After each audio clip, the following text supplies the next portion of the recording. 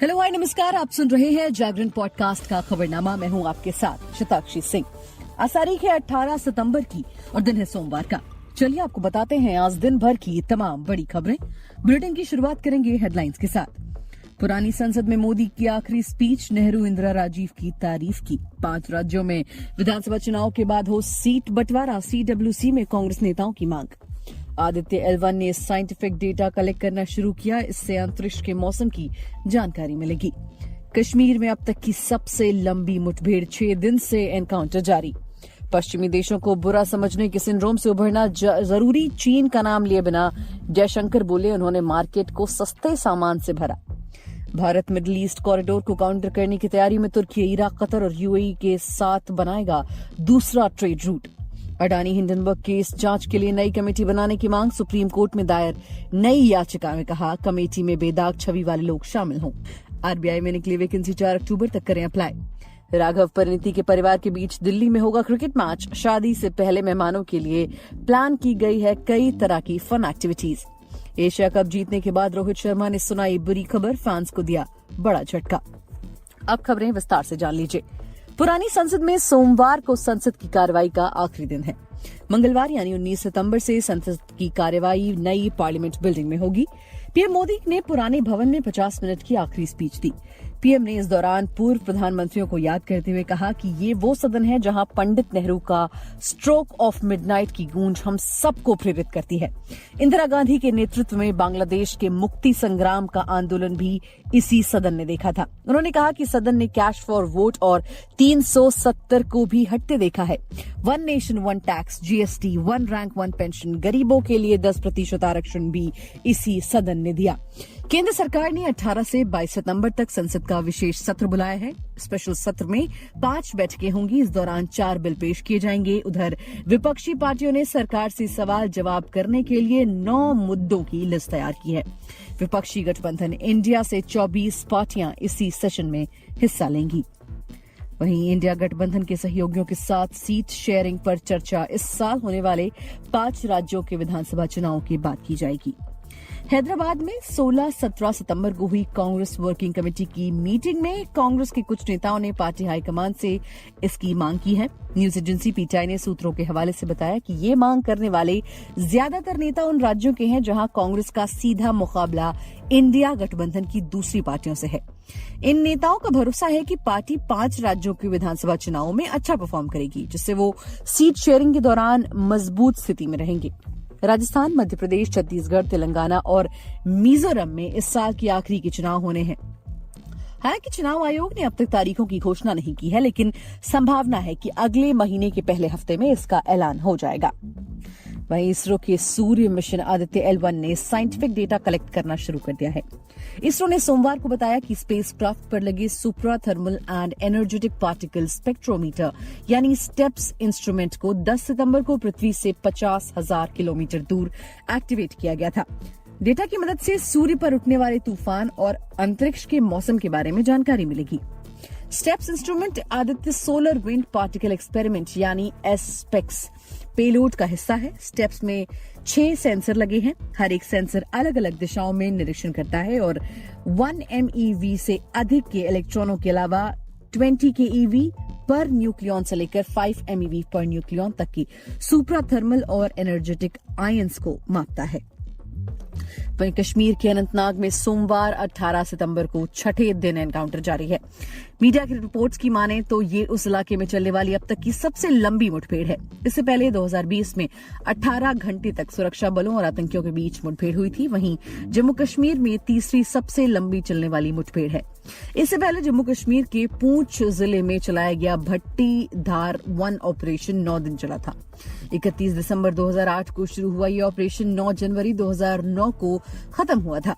जम्मू कश्मीर में अब तक सबसे लंबी मुठभेड़ 2021 में हुई थी। पूंछ जिले में डेरा की गली और भिम्बर गली के बीच जंगलों में 19 दिन तक ऑपरेशन चला था। सेना को भी गडोल कोकेरनाग के जंगलों में 2 और आतंकियों के छिपे होने की आशंका है। सबसे एडवांस ड्रोन हिरान मार्क 2 से उनके ठिकानों की तलाश की जा रही है। वहीं विदेश मंत्री एस जयशंकर ने रविवार को ग्लोबल ट्रेड के बारे में बात करते हुए कहा कि पश्चिमी देश बुरे नहीं हैं। चीन का नाम लिए बिना उन्होंने कहा कि पश्चिमी देश एशियाई और अफ्रीकी बाजारों को अपने सामान से नहीं भर रहे हैं। हालांकि विदेश मंत्री ने स्पष्ट किया कि वो ये कहते हुए वेस्टर्न देशों का पक्ष नहीं ले रहे। जयशंकर के मुताबिक दुनिया काफी पेचीदा है, इससे सिर्फ बुरे पश्चिमी देशों और विकासशील देशों के नजरिए में बांध कर नहीं देखा जा सकता। मलयालम न्यूज चैनल एशियानेट को दिए एक इंटरव्यू में जयशंकर ने कहा कि वेस्टर्न देशों को बुरा समझने की अतीत के सिंड्रोम से उबरने की जरूरत है। जयशंकर ने चीन की व्यापार नीतियों पर निशाना साधते हुए कहा कि पिछले 15 से 20 सालों में आसमान वैश्वीकरण की वजह से अफ्रीका और एशियाई देशों की मार्केट को सस्ते सामान से भर दिया गया है। इससे उन देशों के सामान बनाने की क्षमता और रोजगार पर बुरा असर पड़ा है। वहीं भारत मिडिल ईस्ट कॉरिडोर में शामिल नहीं किए जाने से नाराज तुर्की इस अंतर्राष्ट्रीय ट्रेड रूट का विकल्प खोज रहा है। कॉरिडोर को एनकाउंटर करने के लिए तुर्की एक नए ट्रेड रूट की घोषणा कर सकता है। फाइनेंशियल टाइम्स की रिपोर्ट के मुताबिक इसे लेकर तुर्की ने इराक, कतर और यूएई से बात की है।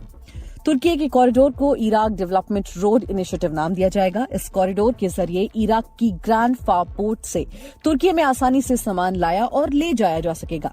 इस पर 14 लाख करोड़ रुपए खर्च करने की संभावना है। ये 1200 किलोमीटर लंबा ट्रेड रूट होगा। इसके पहले फेज को 2028 तक पूरा करने का टारगेट रखा गया है। वहीं अडानी हिंडनबर्ग मामले में सोमवार को सुप्रीम कोर्ट में नई याचिका दायर की गई। याचिका में नई एक्सपर्ट कमेटी का गठन करने का अनुरोध किया गया है। याचिकाकर्ता अनामिका जायसवाल ने अपने वकील रमेश कुमार मिश्रा के माध्यम से ये याचिका दायर की है। याचिका में कहा गया है कि कमेटी में ऐसे व्यक्तियों को शामिल किया जाए जिनकी छवि बेदाग हो, जिनका अडानी हिंडनबर्ग मामले में किसी भी तरह से कोई लेना देना न हो। वित्त, कानून और शेयर बाजार से जुड़े एक्सपर्ट्स को भी कमेटी में शामिल किया जाए। याचिका पर सुप्रीम कोर्ट 13 अक्टूबर को सुनवाई कर सकता है। 24 जनवरी 2023 को अमेरिका की short seller company Hindenburg research ने अडानी ग्रुप पर मनी लॉन्ड्रिंग से लेकर शेयर मैनिपुलेशन जैसे आरोप लगाए थे। इस मामले की जांच के लिए सुप्रीम कोर्ट ने 6 सदस्यीय कमेटी बनाई थी। वहीं बैंकिंग क्षेत्र में सरकारी नौकरी की तैयारी कर रहे युवाओं के लिए अच्छी खबर है। रिजर्व बैंक ऑफ इंडिया ने वैकेंसी निकाली है। इसके तहत 450 पदों पर असिस्टेंट की भर्ती की जाएगी। इसमें शामिल होने के लिए उम्मीदवार रिजर्व बैंक ऑफ इंडिया की ऑफिशियल वेबसाइट rbi.org.in पर जाकर 4 अक्टूबर तक ऑनलाइन आवेदन कर सकेंगे।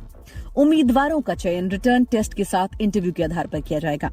भारतीय रिजर्व बैंक द्वारा कुल 450 पदों पर भर्तियां की जाएंगी। इनमें से 441 पद अनारक्षित हैं, जबकि 71 ओबीसी, 37 ईडब्ल्यूएस, 45 एससी और 56 एसटी उम्मीदवारों के लिए आरक्षित हैं। भर्ती प्रक्रिया में सेलेक्ट होने पर उम्मीदवारों को बेसिक सैलरी के तौर पर 20,700 से लेकर 55,700 रुपए दिए जाएंगे। मनोरंजन जगत की बात करें तो आप सांसद राघव चड्ढा और परिणीति चोपड़ा 24 सितंबर को उदयपुर में शादी करने वाले हैं। खबरों की माने तो परिणीति राघव की शादी से पहले दोनों परिवारों के बीच दिल्ली में क्रिकेट मैच होगा। रिपोर्ट के मुताबिक शादी से पहले दोनों परिवारों के गेस्ट के लिए कई तरह के गेम्स और फन एक्टिविटीज प्लान की गई हैं। ये चोपड़ा वर्सेस चड्ढा परिवार का मैच होगा। राघव परिणीति के खास दोस्त भी इस मैच का हिस्सा होंगे। इस मैच के बाद दोनों के परिवार शादी के फंक्शन के लिए उदयपुर के लिए निकलेंगे। फिलहाल दोनों परिवार सिख धर्म के अनुसार होने वाली अरदास और कीर्तन के लिए दिल्ली में हैं। इसके बाद राघव परिणीति अपने दोस्तों के साथ गेट टुगेदर पार्टी भी करेंगे। बीते दिन राघव परिणीति को दिल्ली एयरपोर्ट पर रिसीव करने आए सोशल मीडिया पर इससे जुड़ा वीडियो भी सामने आया। इन वीडियोस में राघव परिणीति ब्लू आउटफिट में ट्विनिंग करते दिखे। खेल जगत की बात करें तो दिग्गज ओपनर रोहित शर्मा की कप्तानी वाली भारतीय क्रिकेट टीम ने रविवार को कोलंबो में खेले गए फाइनल मैच में श्रीलंका को 10 विकेट से हराकर एशिया कप की ट्रॉफी अपने नाम कर ली। इस जीत के बाद रोहित शर्मा ने एक बुरी खबर सुनाई जिससे फैंस को बड़ा झटका लगा। टीम इंडिया ने रिकॉर्ड 8वीं बार एशिया कप का खिताब जीता है। कोलंबो के आर प्रेमदासा स्टेडियम में खेले गए फाइनल में श्रीलंकाई टीम कुछ भी खास नहीं कर पाई और भारत ने उसे 10 विकेट से पीटा। भारतीय टीम के पेसर मोहम्मद सिराज और हार्दिक पांड्या की कमाल की बदौलत श्रीलंका को महज 50 रन पर ऑल आउट कर दिया। इसके बाद 37 गेंद में लक्ष्य हासिल कर लिया। मोहम्मद सिराज ने 6 जबकि हार्दिक ने 3 विकेट लिए। जीत के बाद भारतीय कप्तान रोहित शर्मा ने कुछ फैंस के लिए बुरी खबर सुना दी। उन्होंने कहा कि बाएं हाथ के स्पिनर अक्षर पटेल ऑस्ट्रेलिया के खिलाफ अगले हफ्ते 2 वनडे से बाहर रह सकते हैं। अक्षर को बांग्लादेश के खिलाफ सुपर 4 राउंड के मुकाबले में चोट लग गई थी। इसी कारण वो एशिया कप से बाहर हो गए और फाइनल का हिस्सा नहीं बन सके। वॉशिंगटन सुंदर को तब टीम में शामिल किया गया था। इसी के साथ आज के लिए फिलहाल इतना ही। देश और दुनिया की तमाम खबरों को जानने के लिए सुनते रहिए जागरण खबरनामा।